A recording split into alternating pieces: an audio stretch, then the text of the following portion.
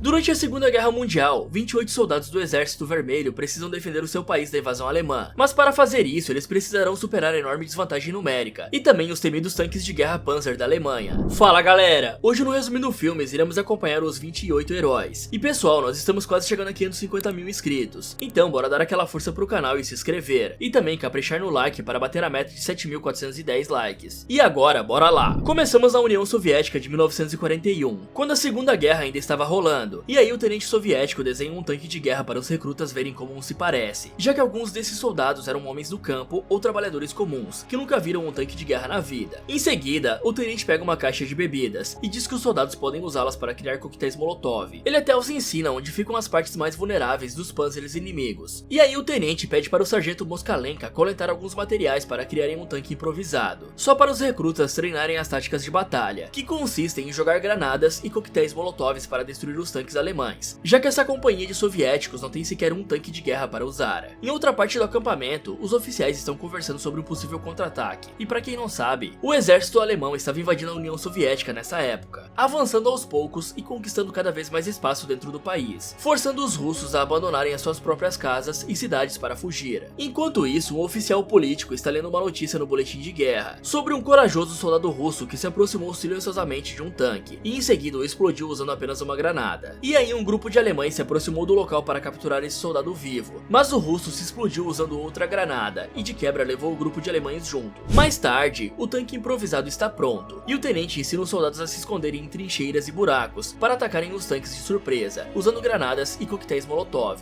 E pelo que deu pra ver, o grande calcanhar de Aquiles dos russos está sendo os tanques de guerra Panzer. E o interessante é que a palavra Panzer em alemão significa armadura, e esse nome era originalmente usado para se referir a todos os veículos blindados do exército alemão, mas posteriormente eles decidiram reservar a palavra Panzer somente para esse modelo de tanque de guerra. Continuando com a história, os oficiais estão sentados em volta de um mapa, e o major está explicando que o objetivo deles é deter o avanço das tropas alemãs. Só que tem um grande porém, já que são 4 companhias russas contra 3 regimentos alemães, sendo essa uma enorme desvantagem para os russos, tanto numérica quanto de equipamentos e veículos. Só para vocês terem uma ideia, uma companhia tem em média 250 soldados, já um regimento tem por volta de 1000. Após isso, os 28 soldados da companhia número 4 preparam as suas mochilas e deixam o acampamento para ir interceptar os alemães, e dá até para ver um dos soldados soviéticos se despedindo da sua namorada, o que era uma cena bem comum naquela época. Então o major da companhia faz um discurso para todos os soldados, explicando que eles precisam proteger Moscou, que é o coração da nação deles. O major também diz que a invencibilidade do exército alemão está sendo questionada, pois eles estão sofrendo bastante com o inverno que faz na União Soviética. E para finalizar o belo discurso, o major fala que eles não defenderão somente o seu país, e sim o mundo inteiro. Após isso, os soldados começam a marchar em direção ao objetivo, e aí os dois militares perguntam ao major o motivo deles não atacarem os alemães primeiro. Então o major explica que eles não têm tropas suficientes para atacar, e que nesse caso a coisa mais inteligente a se fazer é esperar o inimigo dar o primeiro passo, já que assim eles podem se esconder em trincheiras para esperar o inimigo. E após caminharem bastante, os soldados soviéticos chegam no objetivo e começam a cavar trincheiras. E aí um deles conta que os alemães estão bombardeando até mesmo as igrejas. E depois de várias horas de trabalho, o dia amanhece, e os soldados posicionam as artilharias antitanque nas trincheiras, já que assim eles têm um bom campo de visão sem precisar se expor tanto, evitando assim os tiros dos tanques de guerra alemães. Enquanto isso, os outros soldados estão cobrindo as construções com panos brancos, para camuflarem elas em meio à neve. Dessa forma, os soldados evitam que os aviões alemães localizem e bombardeiem o acampamento deles. Em seguida, um olheiro alemão começa a voar perto do acampamento, e aí um dos soviéticos diz que um soldado do regimento vizinho derrubou um desses olheiros usando apenas um rifle. Então o Chardin duvida que isso seja verdade, mas o soldado diz que esse feito saiu no boletim de guerra, e que esses aviões não têm blindagem como os tanques. Com isso, o Chardin pega o seu rifle e atira no avião para tentar repetir o feito, só que ele erra a bala e passa uma pequena vergonha. Naquela noite, o capitão liga para o major para receber algumas atualizações, e aí o major diz para eles continuarem trabalhando duro, e também informa que eles terão o apoio da divisão de artilharia se as coisas ficarem feias. Enquanto isso, podemos ver que o exército alemão está se aproximando, e que eles têm vários tanques de guerra ao seu dispor. Já de manhã, os alemães posicionam as artilharias e começam a disparar várias vezes no acampamento dos soviéticos, destruindo algumas construções e armamentos. E para se defender disso, os soldados correm até as trincheiras e ficam escondidos lá. E aí eles tentam manter a calma e até começam a conversar um pouco para tentar aliviar a situação. E após vários minutos de bombardeio, os soldados soviéticos recebem uma mensagem do posto de observação, informando que os panzers alemães estão se aproximando para atacar. Então os oficiais soviéticos dizem para os soldados não dispararem logo de cara, pois o plano é pegar os panzers desprevenidos. Em seguida, o som dos tanques de guerra pode ser escutado de longe, e isso deixa os soldados soviéticos com bastante medo. Só que os tanques ignoram o acampamento e vão em direção à estrada principal. Com isso, um dos soldados do posto de observação usa um binóculo bem potente para ver as coordenadas do local onde os tanques estão. E aí eles passam essas coordenadas via telefone para os soldados do acampamento, que disparam com a artilharia e pegam os alemães desprevenidos. E usando essa tática, eles conseguem eliminar alguns soldados, e até mesmo um dos tanques de guerra. Mas não é bom contar vitórias antes da hora, já que agora os alemães sabem a localização deles, e por isso um ataque surpresa dificilmente funcionará de novo. Então os tanques começam a chegar no acampamento, e os soldados das trincheiras conseguem abater alguns homens da infantaria alemã, usando rifles e snipers. Já os encarregados da artilharia disparam nas correias dos tanques para parar o avanço deles de maneira inteligente, sendo que os panzers até tentam revidar, mas os soldados só se abaixam nas trincheiras quando uma bala de canhão vem na direção deles. Mas é claro que isso nem sempre funciona, e alguns dos soviéticos são atingidos pelos canhões e morrem. E após alguns minutos de batalha, os alemães decidem recuar para armar uma nova estratégia, já que essa claramente não estava dando certo. Então, os soldados descansam um pouco e começam a conversar. E aí um deles conta que quase ficou surdo, por conta dos barulhos dos tiros e das explosões. Já os soldados feridos são mandados de volta à enfermaria em uma carroça, mostrando que a companhia número 4 está bem sucateada e sem recursos. E em geral, o clima é de tristeza e não de comemoração por ter vencido uma batalha. Afinal, esses caras estão passando por um verdadeiro inferno e correm o risco de terem o seu país conquistado por estrangeiros. Sem contar que os soldados sofriam bastante quando estavam dentro das trincheiras, pois elas eram bem úmidas e lamacentas, e isso fazia com que eles pegassem certas doenças, como o famoso pé de trincheira, que causa uma infecção nos pés dos soldados devido à grande quantidade de umidade que tinha lá dentro.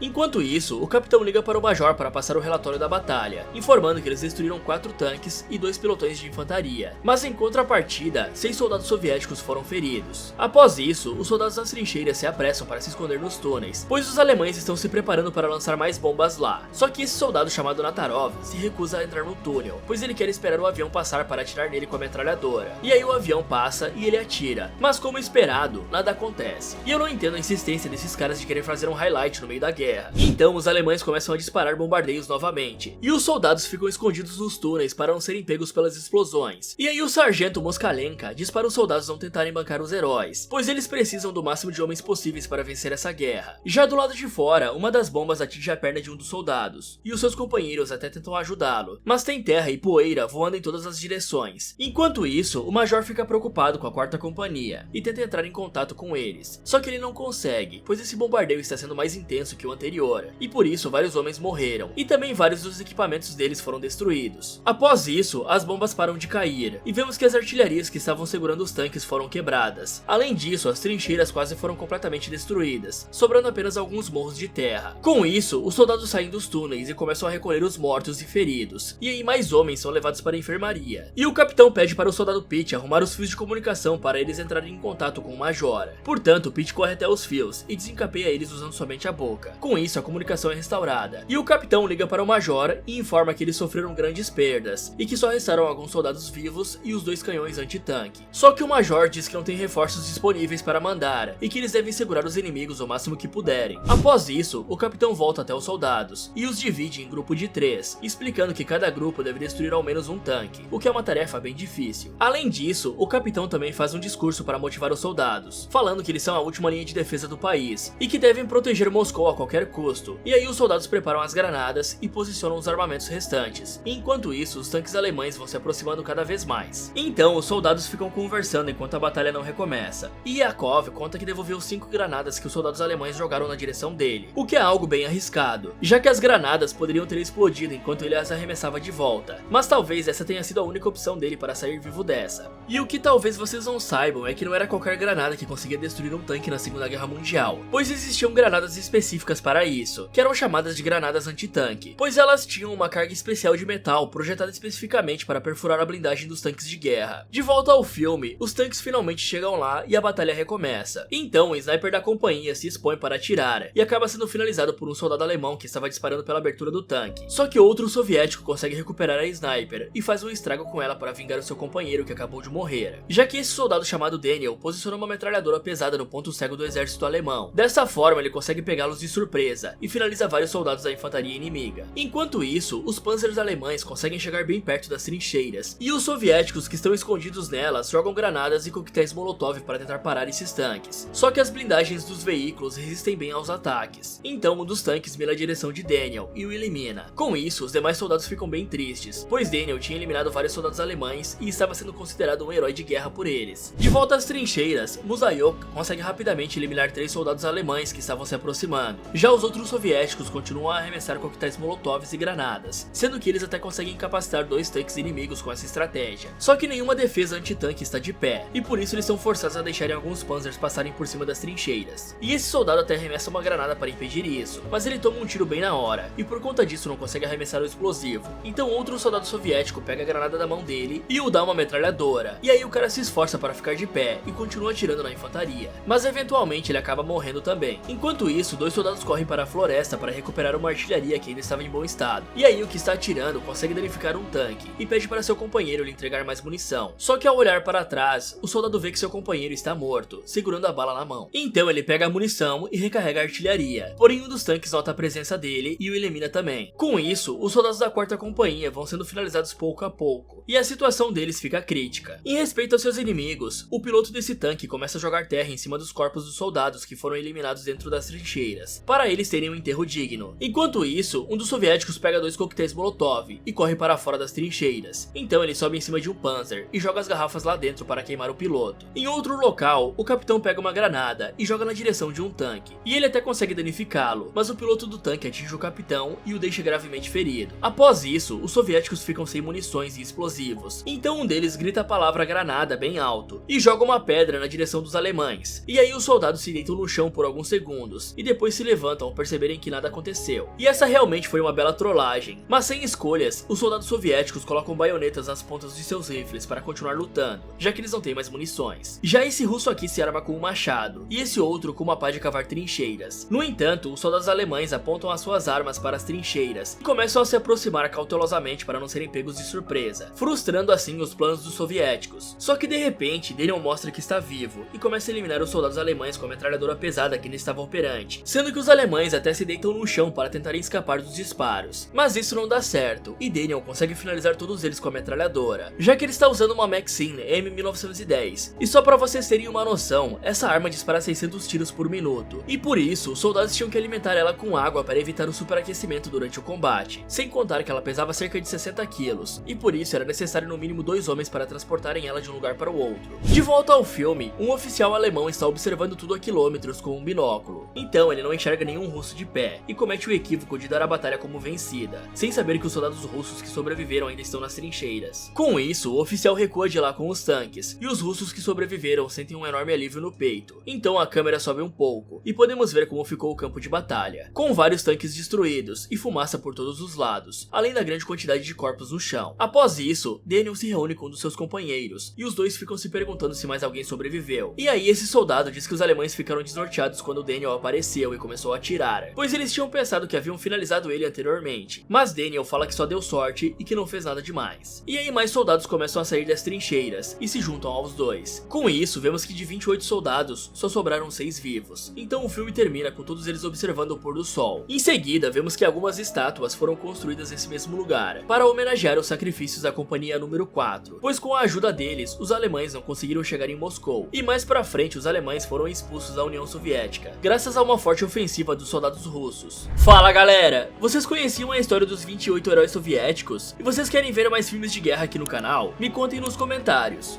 E pessoal, eu estou com um novo projeto, sim, mais um canal. Dessa vez estamos passeando pelas terras dos games, e se você curtiu esse vídeo, com certeza vai gostar do Resumindo Games, onde vamos falar de vários jogos, contando suas histórias de uma forma bem dinâmica e imersiva para vocês. Então corre lá e aproveita para ver esse vídeo aqui, ou dá uma olhada nessas sugestões do Resumindo Filmes. Muito obrigado por assistir e até o próximo.